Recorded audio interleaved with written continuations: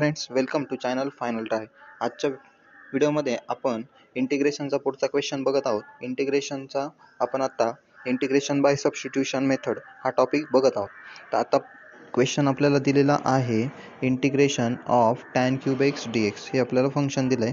नेहमीप्रमाणे first step असते, आपण ते दिलेल्या क्वेश्चनला आपण let I equals to assume करून घेतो. त्यानंतर नेक्स्ट स्टेपला मी काय केलं बघा, tan क्यूब एक्स होता इथं आपला, त्याच्याऐवजी मी tan एक्स सेपरेट केला, उरला काय tan स्क्वेअर एक्स, असं त्याची फोड केली, tan x into tan square x. पुढे डी एक्स. असं का केलं तर माझ्याकडे ट्रिग्नोमेट्रीचा एक फॉर्म्युला आहे, tan square x equals to sec square x minus 1.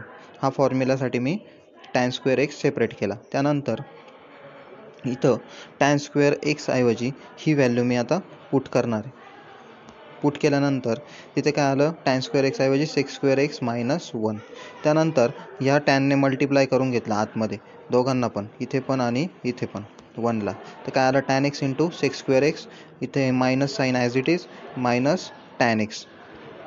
त्यानंतर नेक्स्ट स्टेपला आपलं काय आलं आहे, integration tan x into sec square x minus integration काय केलं आहे मी सेपरेट केलं. या स्टेपला काय केलं बघा, इंटिग्रेशन प्लस किंवा मायनस असेल, आपला रूल नंबर 2 काय सांगतो, रूल नंबर 2, जर इंटिग्रेशनच्या दोन फंक्शनमध्ये प्लस किंवा मायनस असेल तर इंटिग्रेशन आपण सेपरेट करतो.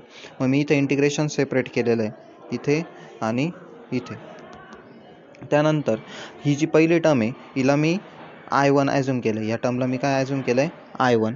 त्यानंतर ही जी नेक्स्ट टर्म आहे याच्यासाठी मी आता पुट करणार आहे. I1 मी काय केलं ॲझ्युम, इथं मी लिहून दाखवलं आहे, I1 equals to he term आहे, ही आपण आता सॉल्व करणार आहोत. बघा इथे मी काय करणार आहे, पुट करतो आहे, हा जो tan एक्स आहे, या tan एक्स ऐवजी मी आता इथे टी पुट करणार आहे. का पुट करणार आहे, इथं या स्टेपला माझ्या लक्षात आलं, हा I1 मी सॉल्व करतो आहे, फक्त ही जी पहिली स्टेप आहे आपली ही सॉल्व करतो आहे, याचं डायरेक्ट आपल्याकडे इंटिग्रेशन आहे.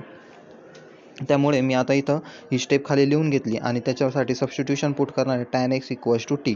आता इथे मला कसं काय कळालं की सबस्टिट्यूशन मेथडने हा क्वेश्चन सॉल्व करायचा आहे. तर tan एक्सचं डेरिव्हेटिव्ह येतं सेक्स स्क्वेअर एक्स, tan एक्सचं डेरिव्हेटिव्ह काय असतं, सेक्स स्क्वेअर एक्स. त्यामुळे हा सबस्टिट्यूशनचा क्वेश्चन आहे असं माझ्या लक्षात आलं. मग मी आता पुट करतो आहे. पुट केल्यानंतर काय आलं बघा, पुट केल्यानंतर आपण त्याचा डेरिव्हेटिव्ह घेतो. Put tan x equals to t put केलं, differentiate with respect to x. tan एक्सचं डेरिव्हेटिव्ह काय येतं, सेक्स स्क्वेअर एक्स, आणि टीचं डेरिव्हेटिव्ह काय येतं, D T upon D x. हा इकडचा डी एक्स आहे तो इकडे येऊन जातो, डी टी अपॉन टीचं डेरिव्हेटिव्ह सिम्पली लक्षात ठेवायचं काय येतं, D T upon D x. त्यानंतर मी काय केलं आहे, हा डी एक्स एक्सच्या टर्मकडे घेऊन गेलो, sex square x d x आणि इक्वल्स टू काय राहिला, इथं डी टी शिल्लक राहिला. हे जे मला व्हॅल्यू भेटली ती मी आता इक्वेशन नंबर 2मध्ये पुट करतो. या इक्वेशन नंबर 2मध्ये इथं पुट करणार आहे मी.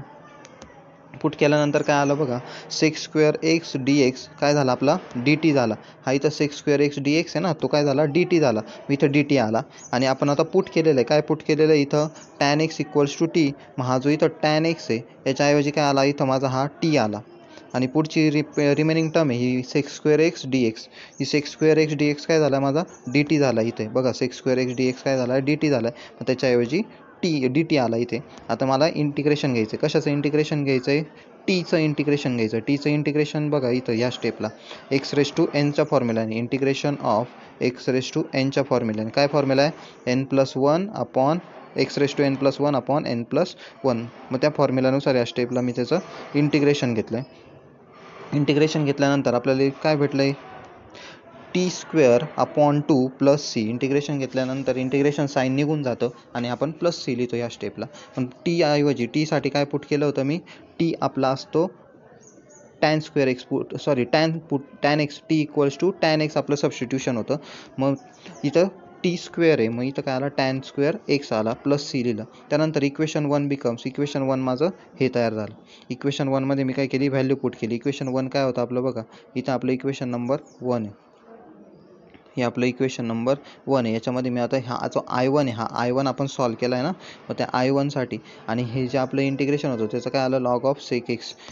या स्टेपचं आपलं आन्सर होतं लॉग ऑफ सेक एक्स. त्याचं इंटिग्रेशन डायरेक्ट मला भेटलं आहे, tan एक्सच शिल्लक असतो इथं, हा tan एक्स नाही आहे, हा tan इथे नाही आहे, फक्त tan एक्सचं integration log of sec x. Direct integration आपल्याकडे फॉर्म्युला आहे तो इथं आलेला आहे, लॉग ऑफ सेक एक्स आणि हे आपलं आत्ताचं आलेलं ॲन्सर इथं मी पुट केलं. अशा प्रकारे आपण हा क्वेश्चन सॉल्व करू शकतो. इम्पॉर्टंट क्वेश्चन आहे, बऱ्याच वेळेस क्वेश्चन पेपरमध्ये विचारलं गेलं MSBTला.